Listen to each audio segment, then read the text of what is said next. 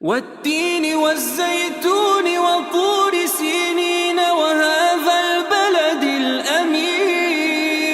لقد خلقنا الإنسان في أحسن تقويم ثم رددناه أسفل سافلين إلا الذين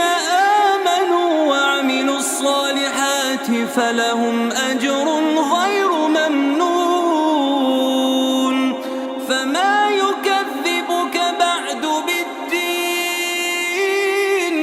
أليس الله بأحكم الحاكمين